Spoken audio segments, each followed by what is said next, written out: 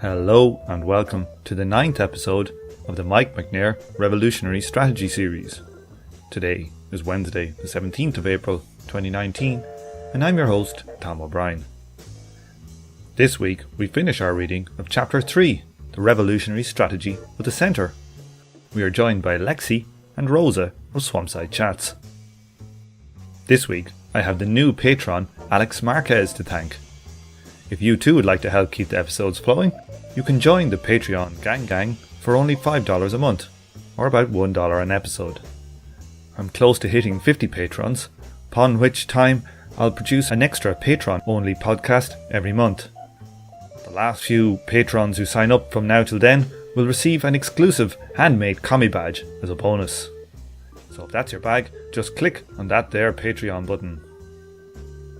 If you'd like to comment on the show, please do so on the YouTube channel, and make sure to like, subscribe and share. You can also join me on Facebook or Twitter too. Okay, to the discussion.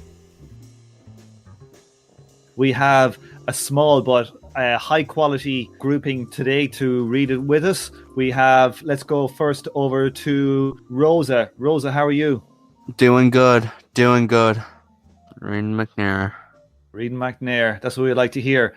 And also we have Alexi Dog Robot on the call. Alexi Dog Robot, how are you? Earth. Hey, what's up, Tom? What's up, Rosa? And what's up, Internet? Glad to be here. It's Cold Lamping from Arizona, about to talk about revolutionary strategy. What did you say? Cold lamping? Cold Lamping is a phrase I picked up from the 1987 track, Cold Lamping with Flavor, one of the Flavor Flav solo tracks on a Public Enemy album. I think it's on From a Nation of Millions, which would put it at 1989. What does it mean? It just means chilling. I'm just chilling, Tom. I'm just chilling in Arizona. Where I'm from, lamping means something quite different. Well, it's what farmers do to try when they want to kill foxes. They put lamps. They put a lamp. Yeah, they put a lamp out in the field, and the fox will be attracted, and you stand behind the lamp, and they can't see you from behind the lamp, and then you shoot them. That's what lamping is. Where I come from. Well, maybe I like it even more now, Tom. Let's do this. Let's crush some bourgeois states. Yeah, let's lamp the bourgeois state.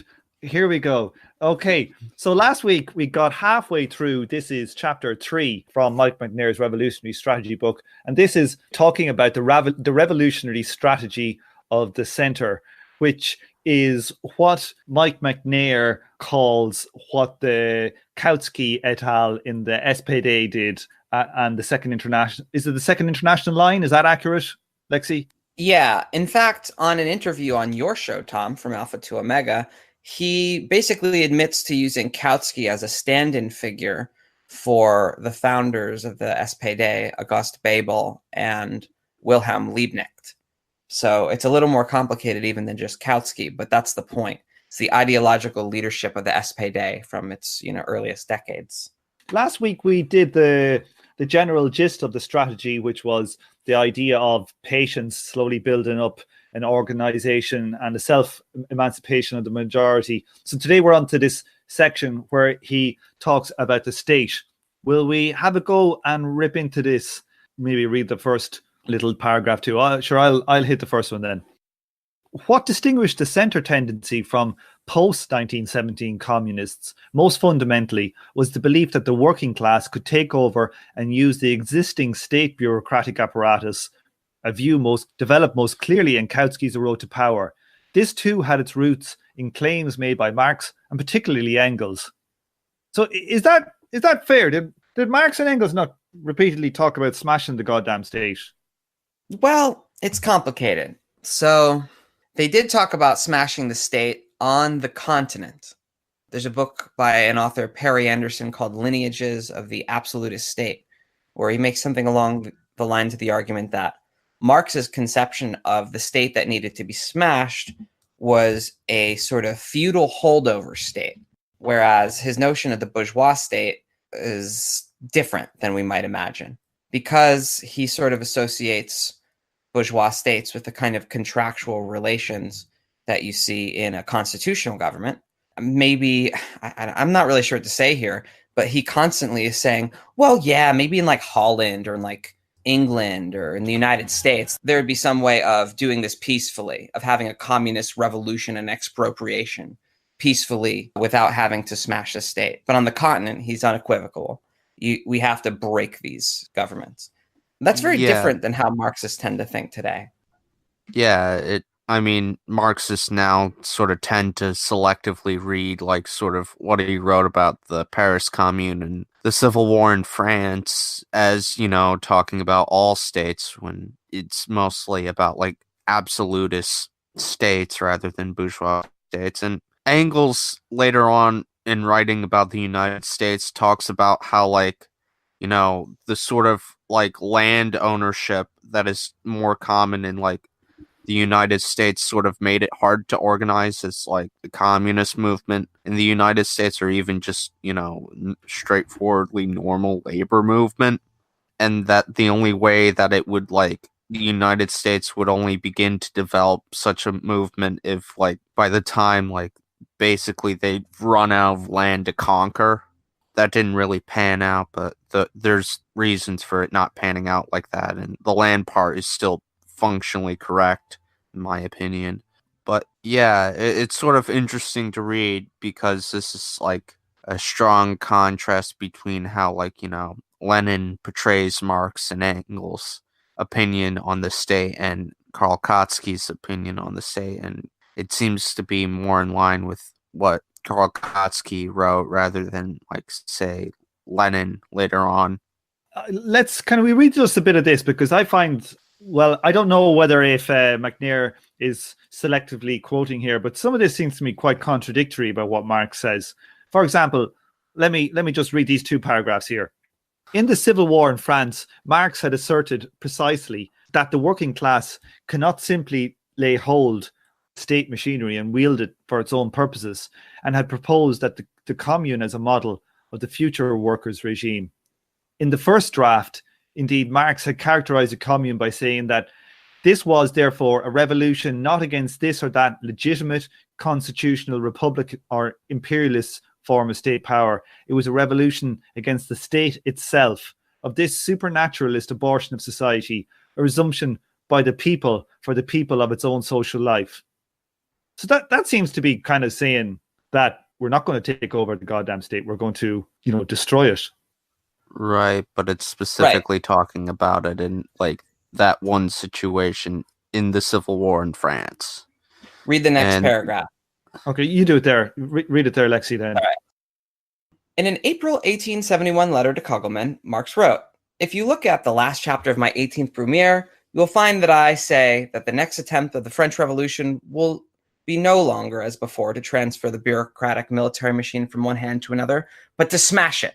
And this is essential for every real people's revolution on the continent." So those last three words, that's my focus.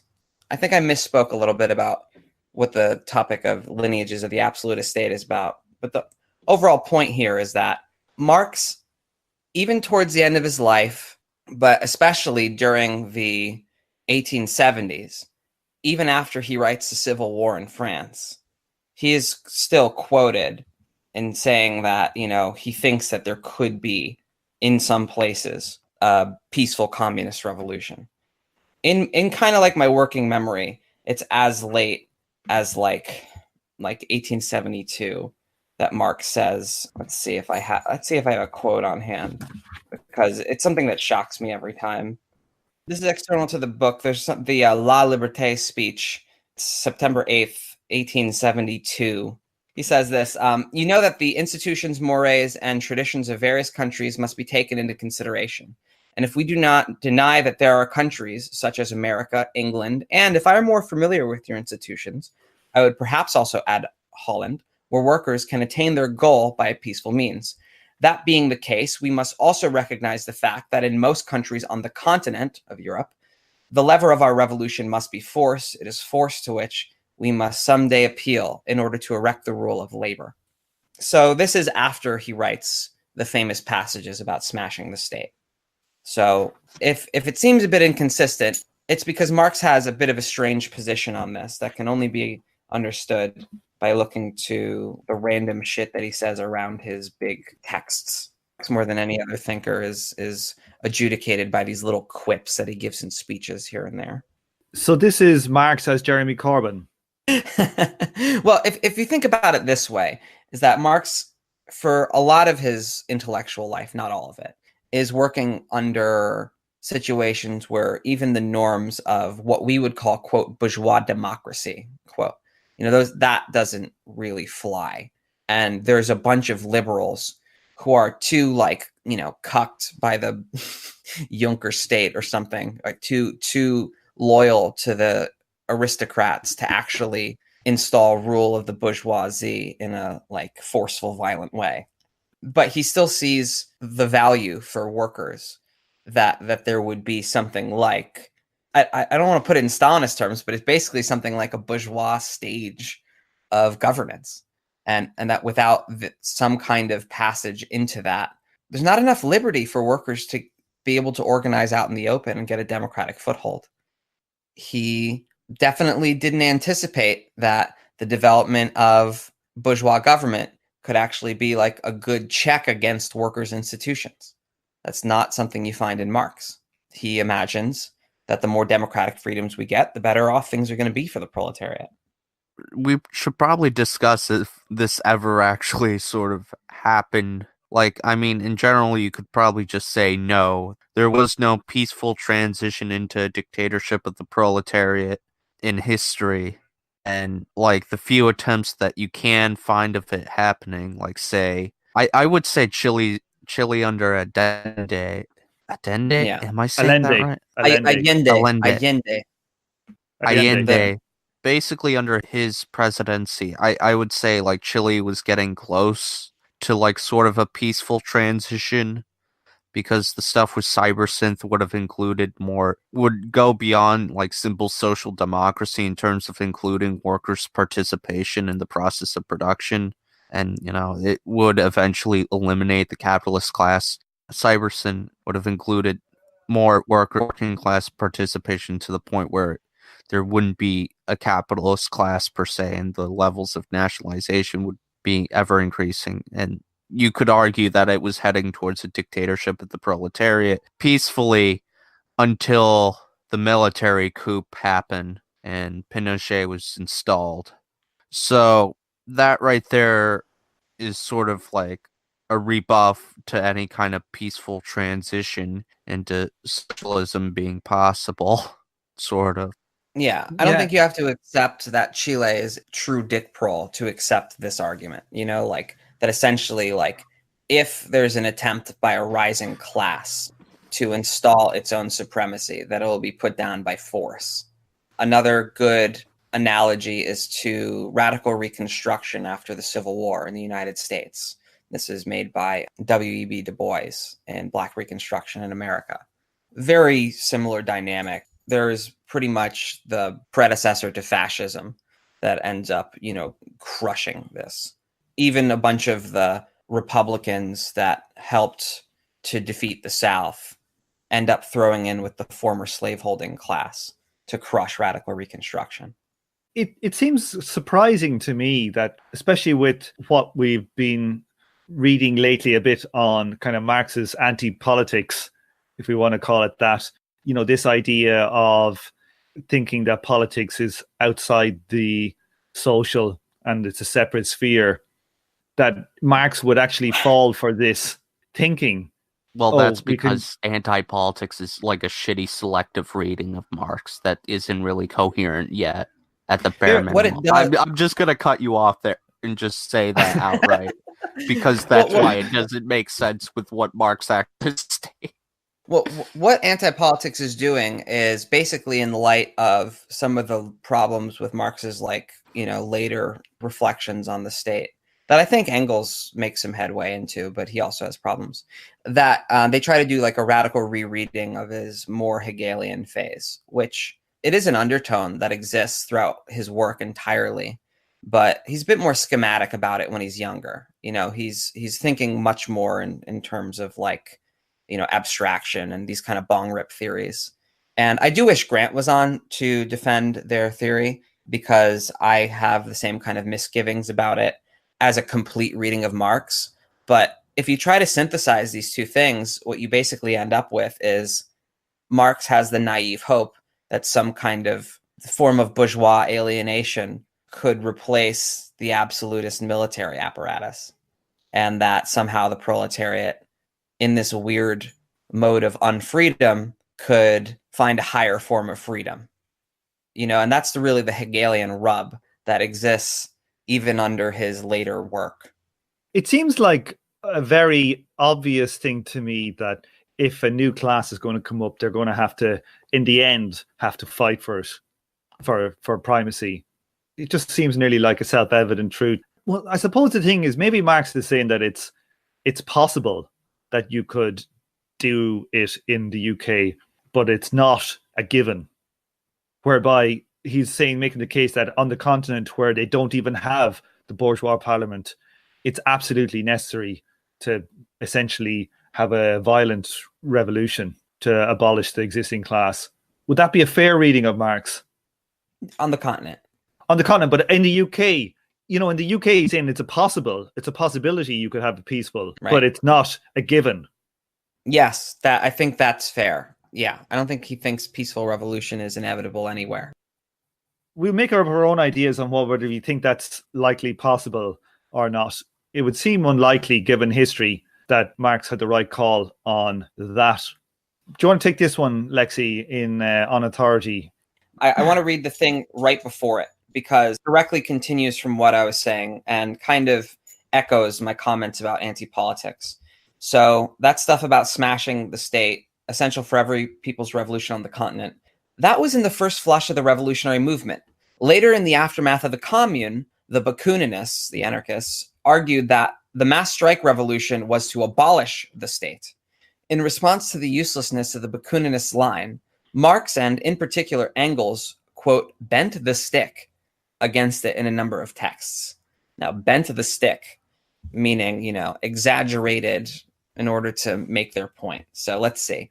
In On Authority, 1872, Engels uses a series of arguments for the need for authority in modern cooperative production, but he explains them in a very unqualified way, which makes no distinction between the temporary subordination of one individual to another, which is unavoidable in collective decision-making, and the permanent division of labor between managers and grunts, which characterizes both capitalist and other class and bureaucratic regimes.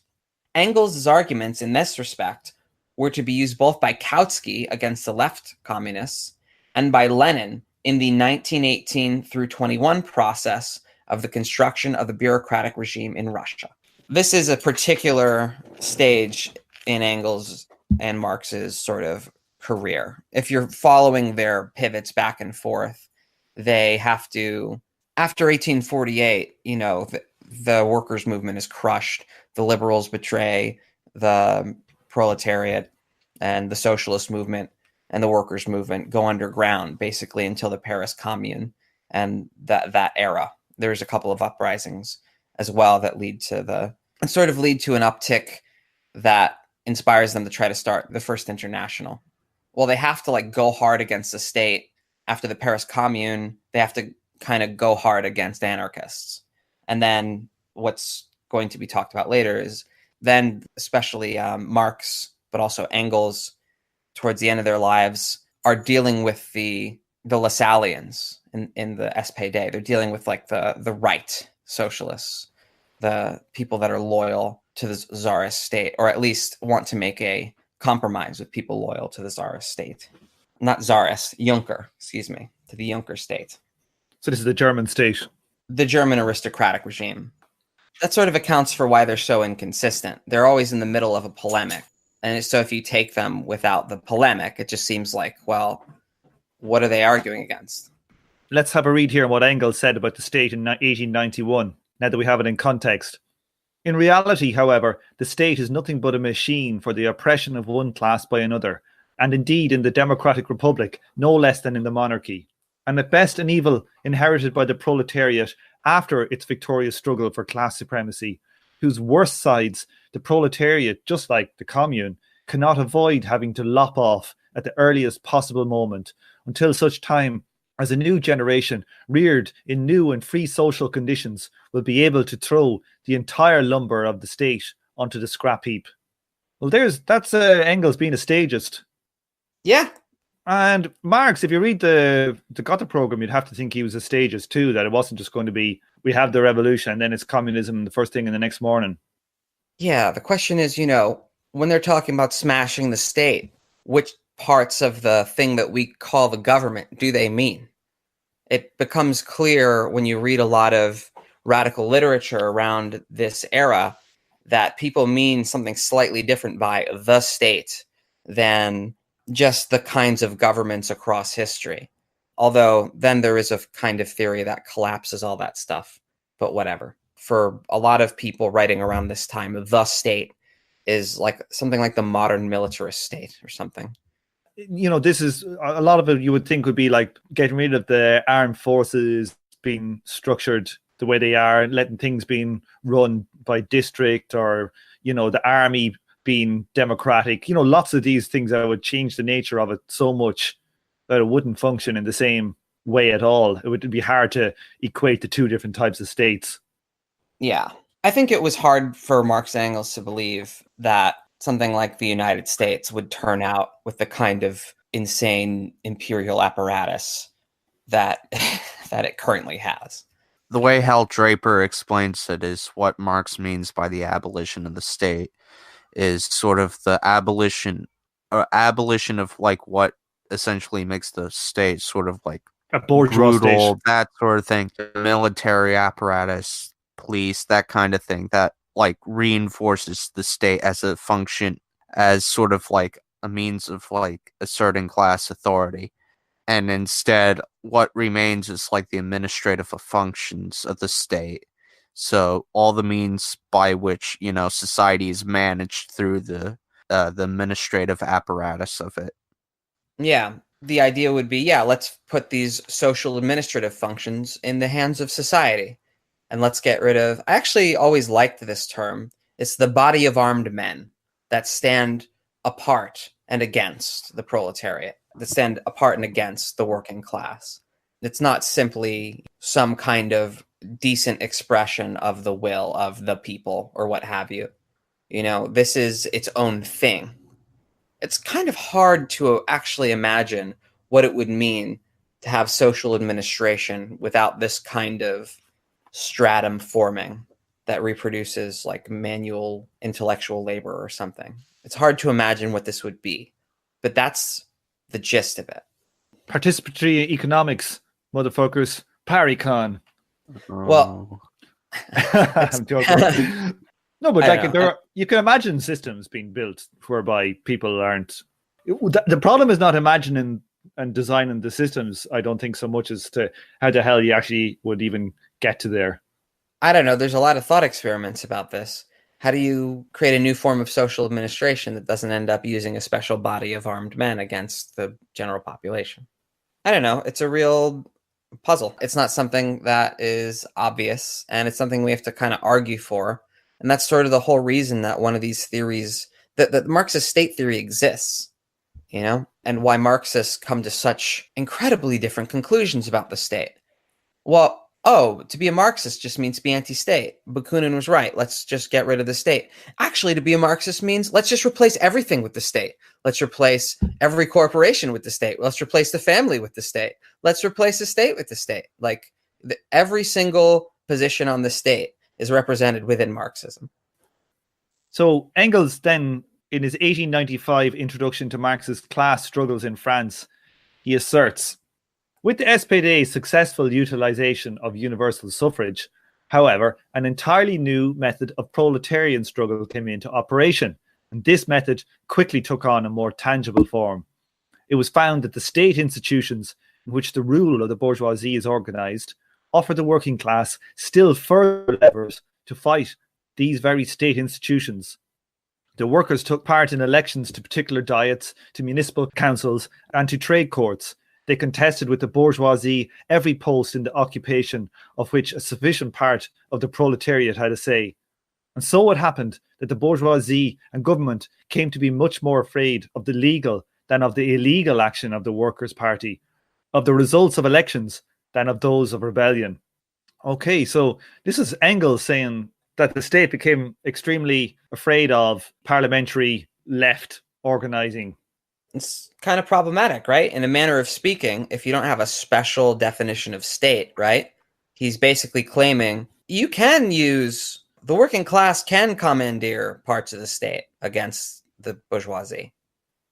Like, if you're not restricting state to, the bodies of armed men, and by state you also mean these representative institutions, the political institutions, then this is challenging. And it seems to be a bit of a capitulation on Engels' part, although one that's in line with some of the things we were saying about Marx earlier.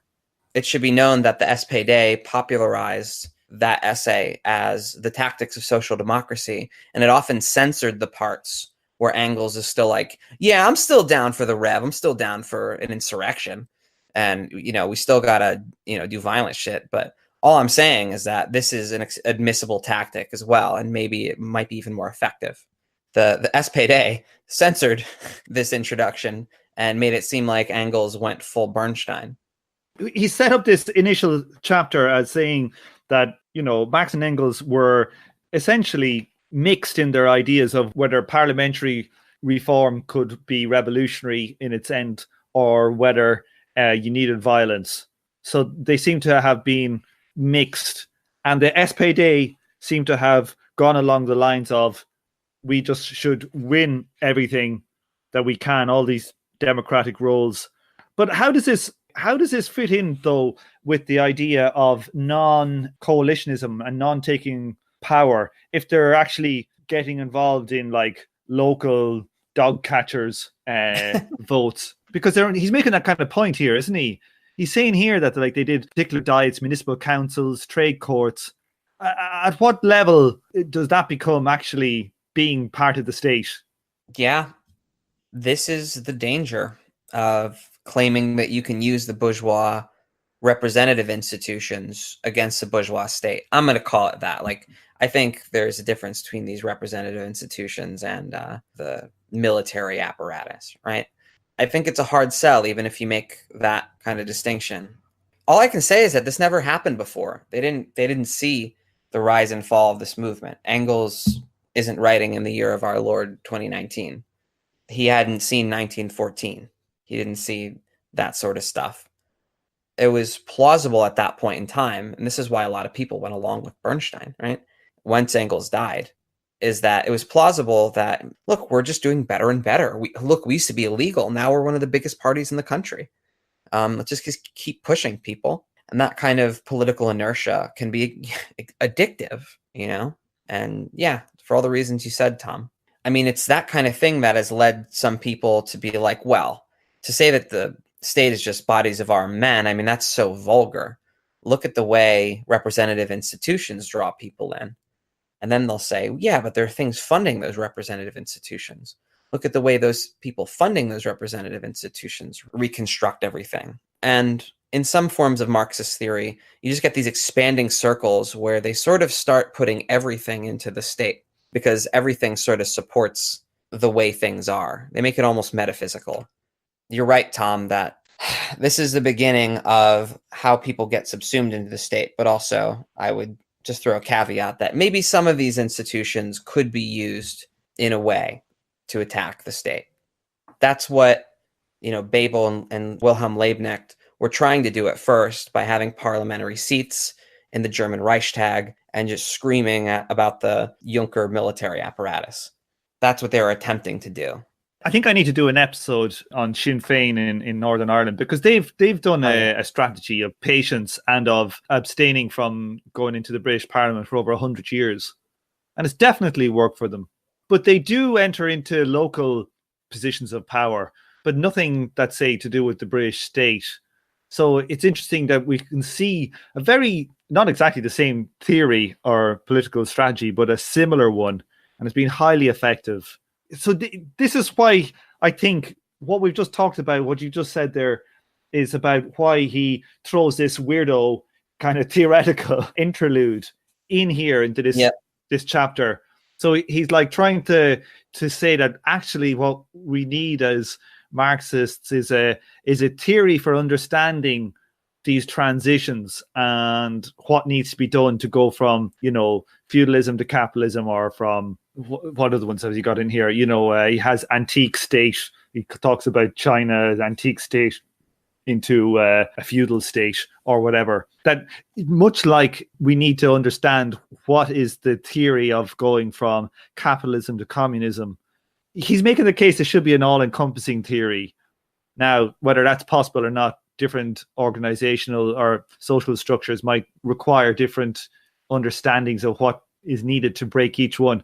But I think the point he's trying to make overall is that Engels and Marx didn't fully theorize that break, and they kind of fell for this idea of parliamentarism being an avenue, while to contrast that with what, say, Marx and Engels wrote on in England's 17th century revolution. Let's read just this little bit here.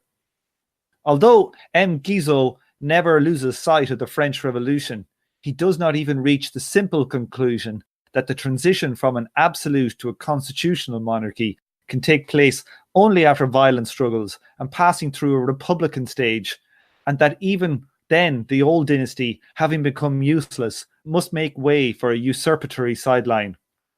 Rosa, what do you make of this?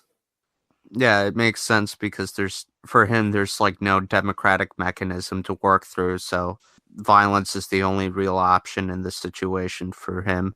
I guess in the moment for the bourgeois revolutionaries would be to overthrow the absolute monarchy, I guess.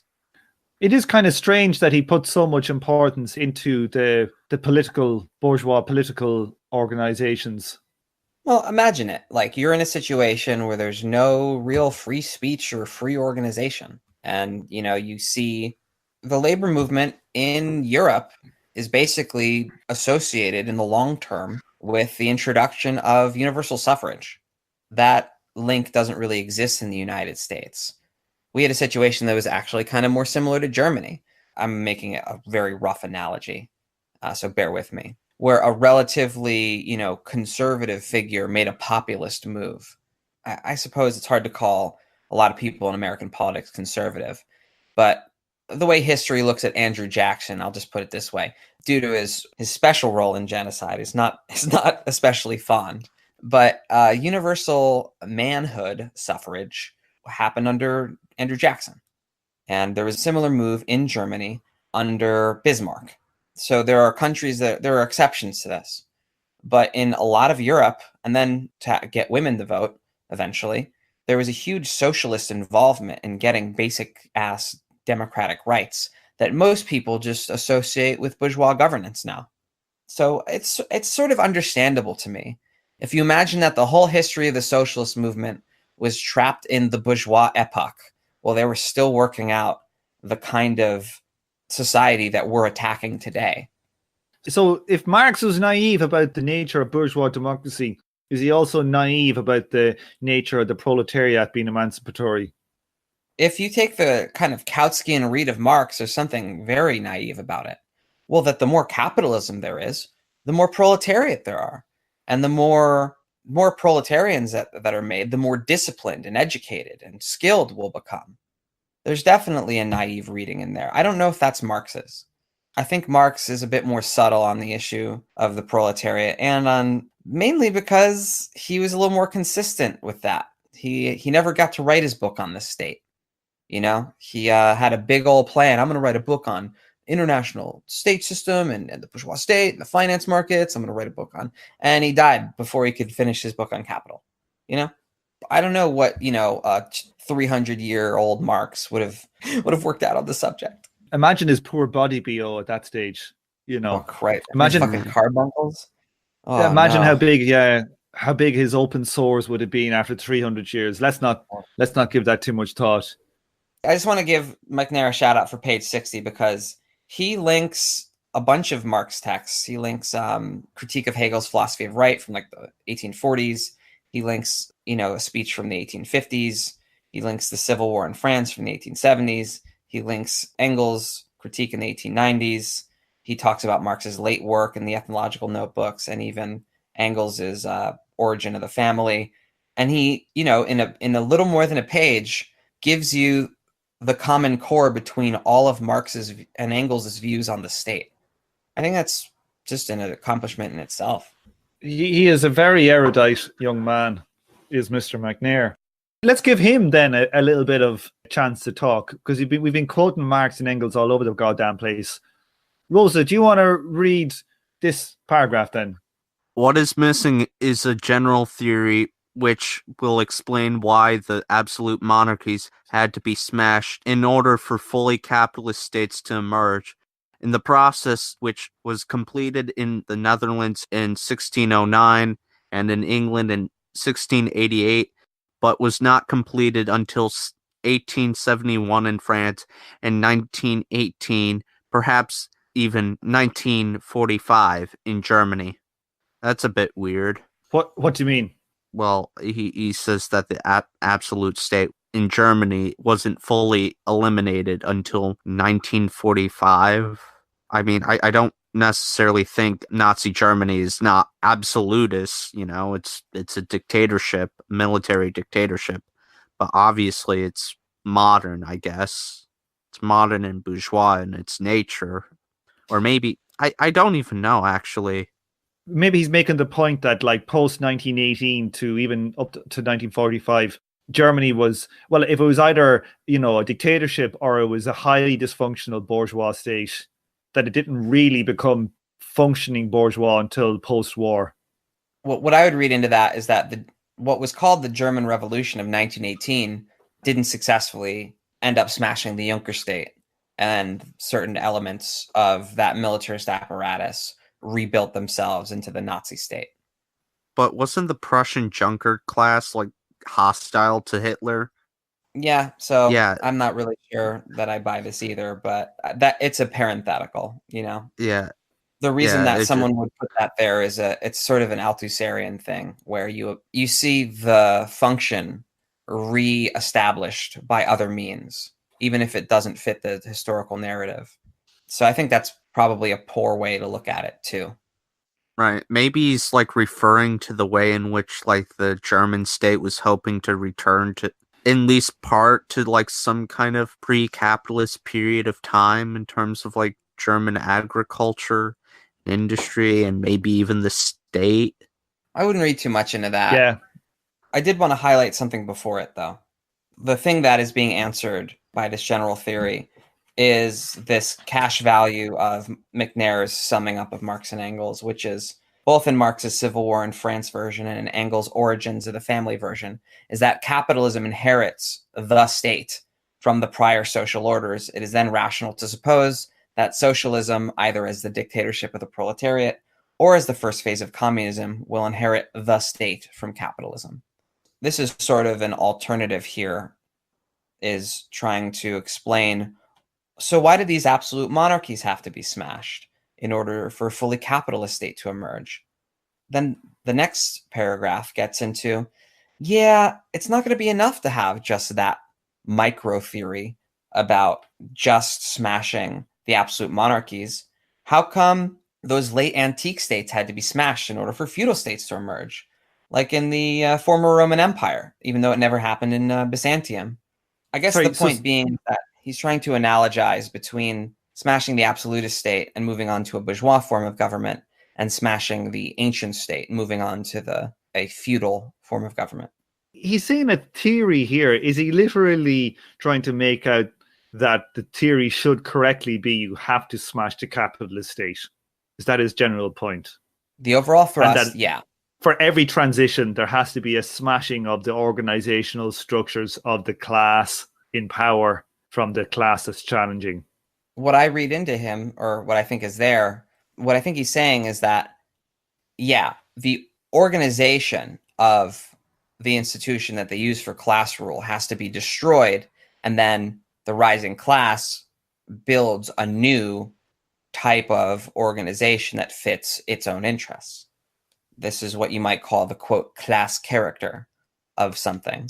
And while that is abused in all the same way as that Marx's earlier theory or whatever, this flawed theory that we're looking at is abused, I think it's an important evolution in Marxist thought. Okay, taking that on board, Lexi, do you want to read the paragraph I've highlighted there? It would have to grasp the relation of concrete state forms, city, state, and God empire, national kingdom as part of larger religious unity, rule of law, constitutional state as part of a system of states, to their class bases, slavery, feudalism, capitalism. In approaching the matter in this way, it would become visible that Engels' 1891 judgment that in France, the USA, and England, quote, the representatives of people concentrate all power in their hands, and if one has the support of the majority of the people, one can do as one sees fit in a constitutional way, was false. The inner secret of the capitalist state form is not bourgeois democracy. Rather, it has three elements. 1, the rule of law, the judicial power. 2, the deficit finance of the state through organized financial markets. And 3, the fact that capital rules not through a single state, but through an international state system, of which each national state is merely a part. This is McNair's theory of the state. So it's pretty simple. It's interesting here reading this about when I think about what's going on in Venezuela at the moment, because what Chavez did is he basically got the military in his country loyal to the socialist regime. And look how difficult it is for the Americans to flip the military. It should be something that as socialists we should think about, how you need to organize within your armed forces.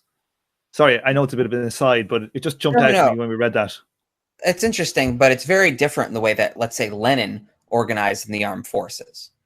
The whole point of the soldier Soviets was to try to get internal support within the military to dismantle the czarist military, right? As opposed to in Venezuela. And I think this is part of the problem with a social democratic project.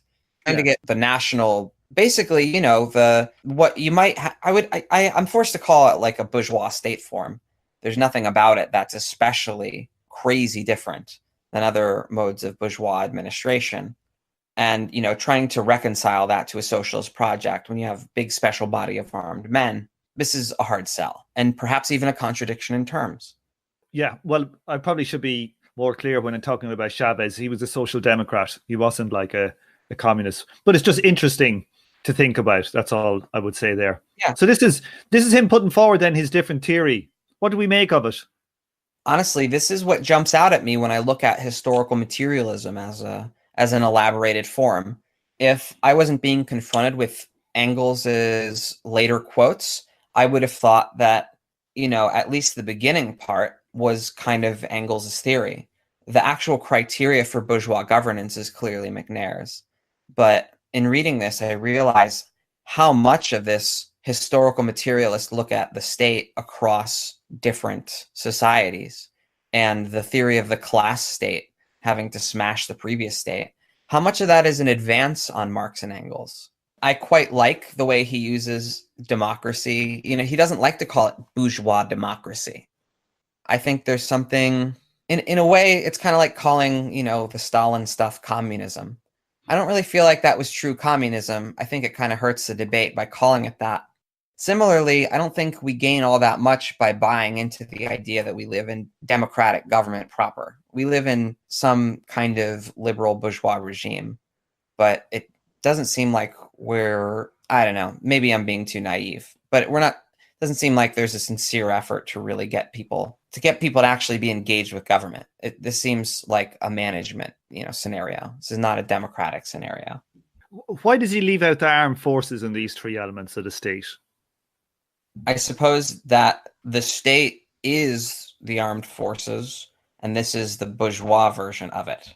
Yeah, this is the variation on it. Like earlier, he says that all states are like based on like class rule. McNair does, not Marx, but what he's describing is merely the variation on said class rule. It should be said that using state in this limited way, I think I'm quoting Lenin by saying special bodies of armed men, it's seen as very vulgar and not very sophisticated by like critical theory Marx people. But I like it. Well, let me read. There's 3 paragraphs here. I think we should read them all because I think this is a really important bit in his book. You got to understand the state's function to come up with proper strategy. So let's read why he thinks SPD went wrong. This in turn carries the implication that Engels' 1891 critique of the SPD's failure in the Erfurt program to call for the Democratic Republic was true but insufficient, and that his 1895 claim that it was found that the state institutions in which the rule of the bourgeoisie is organized offered the working class still further levers to fight these very state institutions was misconceived. In the absence of an explicit democratic republican critique of the state hierarchy forming part of the SPD's agitation, the party's participation in the local and sectoral government organs of the German Second Empire served not to undermine the imperial state, but to integrate the workers' movement behind that state and to support the development of bureaucratic hierarchies within the workers' movement.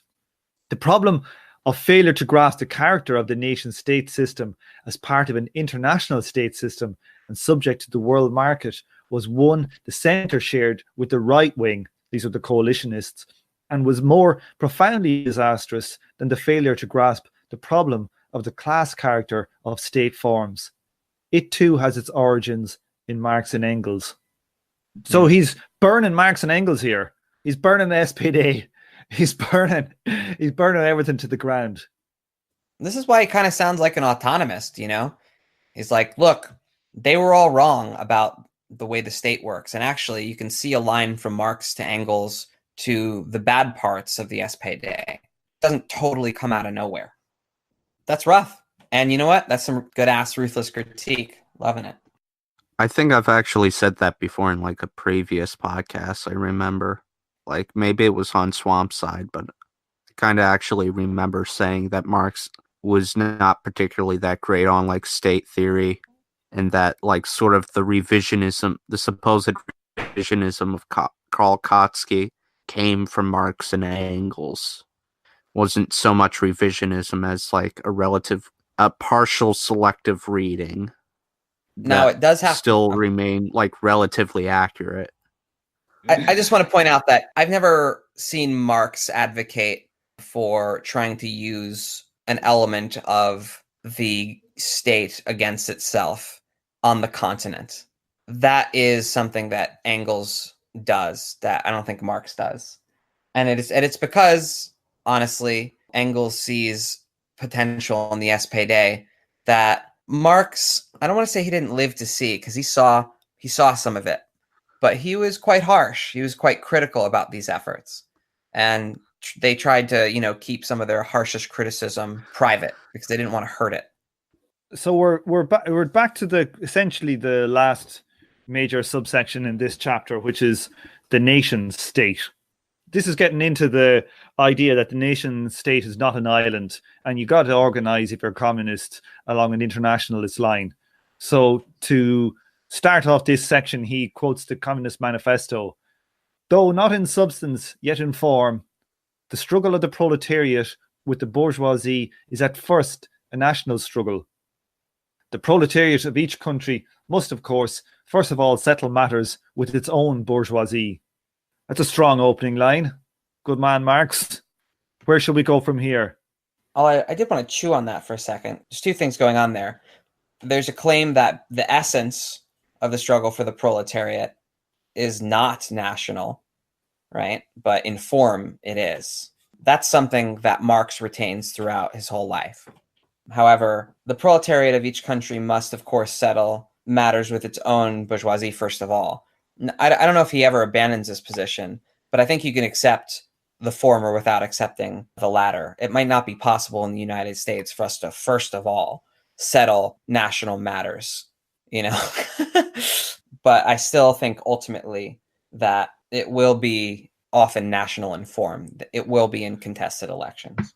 I'm doing a capital reading group at the moment, and we're stuck right in the middle of the first chapter, the commodity, and you have the different value form stuff going on, and it harkens back to that kind of analysis So it's just interesting reading that paragraph again, having my head full stuck in like 20 yards of linen equals one coat. Yeah, he retains this like Aristotle language, of form and essence. And you think, he's looking at all these different sources from different nations. And if you read Marx and Engels, they love making jokes about national stereotypes. I don't even think they're jokes all the time. Like, I think they kind of believe in national characters. And so they recognize nations to be like a thing in their phenomenological world, but they feel like there's an underlying structural truth that transcends it. And so let's see. Indeed, previous bourgeois revolutionary movements had also been international. The Europe-wide commune movement of the 12th and 13th centuries, 16th through 17th century Protestantism, in particular Calvinism, and Enlightenment republicanism of the 18th and early 19th centuries. Future, more proletarian revolutionary waves were also to be international in character, as in the rise of class struggles, which led up to the 1914 through 18 war. Those are the end and immediate aftermath of that war, the aftermath of 1945, and the late 1960s through early 1970s. So you're making a case for things have to be international. It's interesting reading, there's a book called Wolf Hall, and it's about Thomas Cromwell. He was like an advisor to King Henry VIII and the Protestantism stuff going on and killing all his wives and stuff. And it's quite interesting, about just reading that book, about how international the Protestant movement was. They'd be smuggling texts in from, Holland or Germany, and people would be coming, and it kind of read kind of like some kind of clandestine communist kind of shit from 1920 or something. It's interesting that he's making the claim that revolutions kind of always work this way. It's not something special about the bourgeois epoch. He goes on here to say Marx was given out about the Gotha program, whereby he said there was not one mention of the international function of the working class, which is kind of telling. It seems to be a repeated thing. Engels has a critique of Babel to the same degree. Did any of you see that clip of the journalist Max Blumenthal? He does that kind of foreign policy stuff. He got like a 1 second or like 10-second interview with AOC, Alexandria Ocasio-Cortez. Ocasio. Yeah, and he said like, hey, what was your thoughts on like the coup that's going on now in Venezuela, the attempted coup? And you could see she was like, oh, sorry, I'm in a rush, I gotta go. Look at what Bernie and all of these social democrat types say. They don't give a damn about empire. You see, they hardly even mention it. And it's this being rewritten. It's this exact tendency.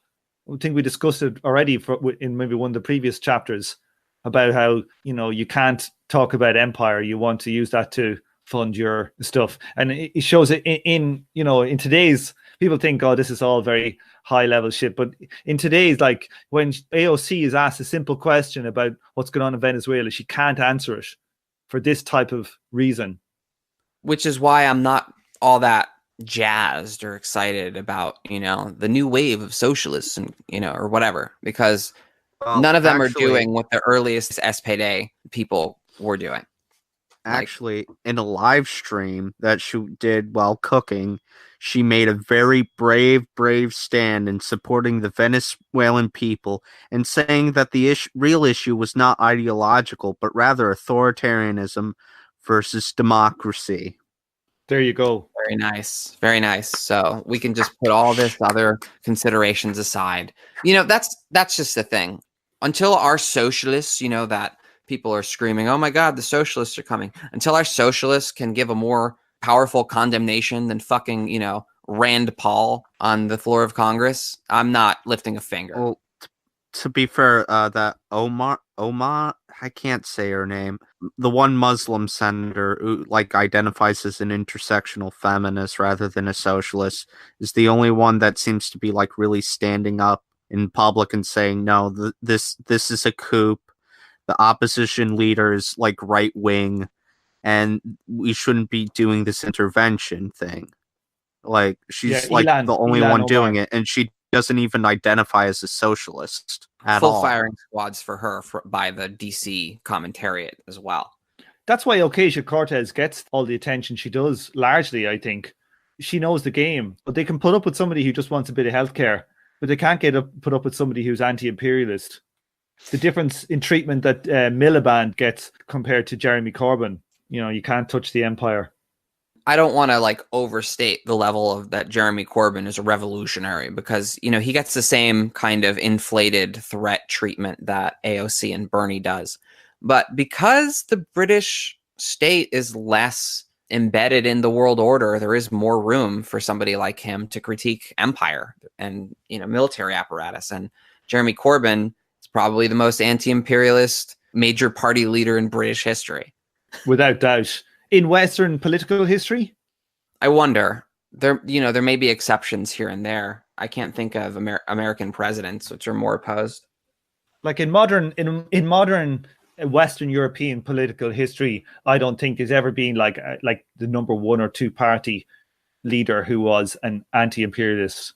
I certainly can never remember it. It's definitely hard for me to think of one.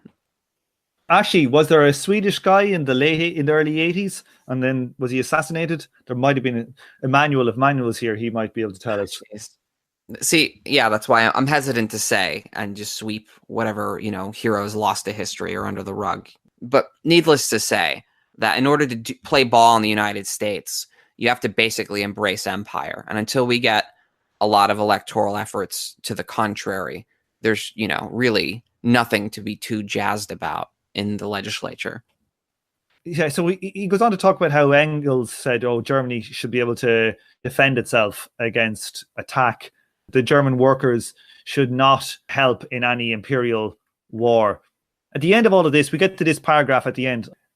With this, we have arrived at the position which the SPD took up in August 1914. That is, in fact, dictated by the inner logic of the combination of all claims that the proletariat of each country must, of course, first of all settle matters within its own bourgeoisie, and that the nation-state is an evil inherited by the proletariat after its victorious struggle for class supremacy. In August 1914, these comments left the center badly enmeshed in the defense of national interests as the right, and led them to support feeding the European workers into the mincing machine of the war. Is that fair on Kautsky, do people think? Well, Kautsky basically sat on his hands during the actual vote for, war credits. Basically, he sat on his hands and didn't really vote. Bernstein initially voted for war credits, but then immediately regretted the decision and started to oppose the war, which is kind of weird, because that doesn't get really brought up in most left analysis of the Second International. Did they not argue it strongly? Is that the general gist? They basically took up a defensive position that Germany was being threatened by an absolutist state in the form of Russia, and Germany was more progressive in its state's character. Therefore, they needed to defend Germany, which is sort of an opportunistic theoretical line, but if you go back to Marx and Engels, you can sort of justify it based off of a few quotes. You have to fudge it, but yeah, Engels was speaking of a defensive war, and any modern war is usually fought in the name of defense. But I think what Engels was trying to say was not in that opportunistic vein. I think he was really thinking of an invasion. I would think something along the lines of a genocide would probably be an example of something that could come close to something that would be a legitimate defense war. Like, for example, Germany going into the Soviet Union and basically trying to genocide the Slavic people or the Native Americans, native people of the North America, struggling against the encroachment of colonists from Europe, would probably be another example of what would be a legitimate, or what could be a legitimate basis for making the claim that this is a truly defensive war. But then again, only one of those situations really involves a proletariat, and there's different rationales that you can use for justifying the Soviet Union's defense war. I think in general, there's a difference, between a defensive war and an offensive war, and clearly they're abusing Engels' statements on defensive war for an offensive war. So he's basically saying that because they weren't international enough, that's what happened. That's his logic.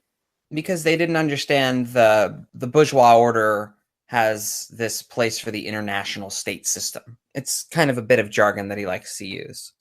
But yeah, in so many words, not internationalist enough. Before, I think I hinted that the Germans invaded the Russians first in World War I. That's not true. The Russians invaded first, and what Rosa was saying is perfectly fine. So let's move on to this last little bit. This is the last bit of the argument where he goes on to talk about the dialectic. We all love our dialectics. It is a commonplace of the far left, following hints from Lenin, elaborated by Lukács and others, to accuse Kautsky in particular and the centre in general of an insufficient grasp of dialectic. I have argued against this approach before. In particular, it is clear that Kautsky and his immediate co-thinkers did not imagine an uninterrupted social peace, which would allow the SPD to progress without crises and setbacks, and that they did grasp that history moves both in a slow molecular fashion and in an accelerated and chaotic fashion in periods of crisis. Okay, so he's kind of get to this idea that Kautsky and them thought, well, this would be a setback, but, you know, it's not going to be like the be-all and end-all and totally destroy our party, which it kind of did. And then this last sentence of the final paragraph of the chapter is very good.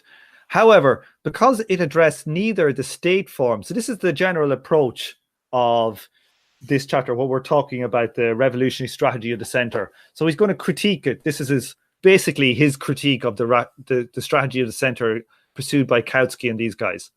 However, because it addressed neither the state form, so also it's a critique of Marx and Engels. It's a critique of Marx and Engels and Kautsky. However, because it addressed neither the state form nor the international character of the capitalist state system and the tasks of the workers' movement, the centre's strategy collapsed into the policy of the right when matters came to the crunch. What do people think on that?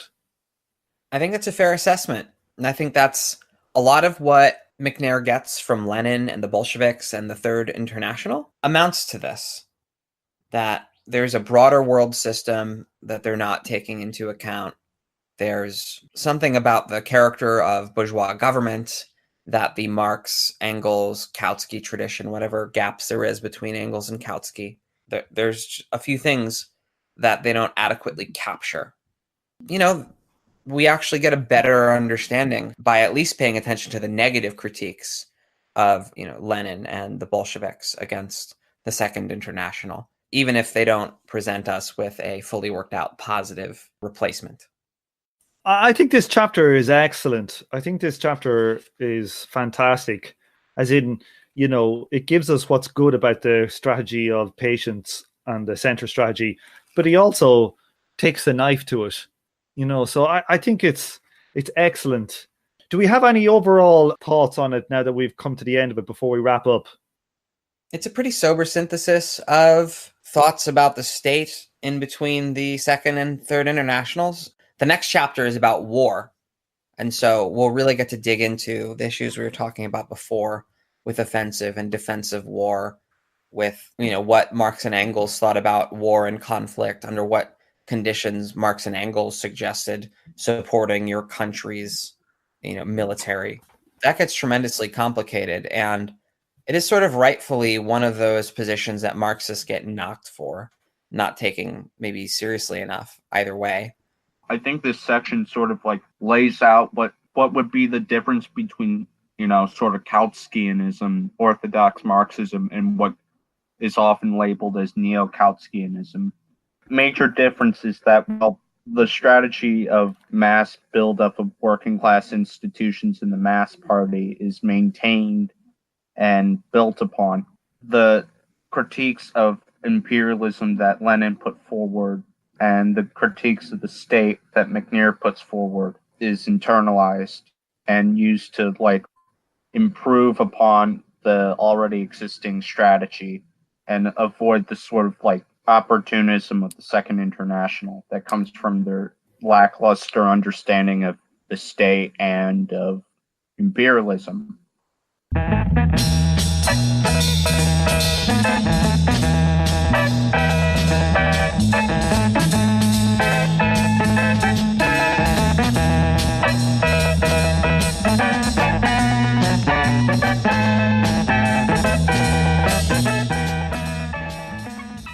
On this episode, you heard the theme tune The Order of the Pharaonic Jesters and The Night of the Purple Moon by Sun Ra and his orchestra.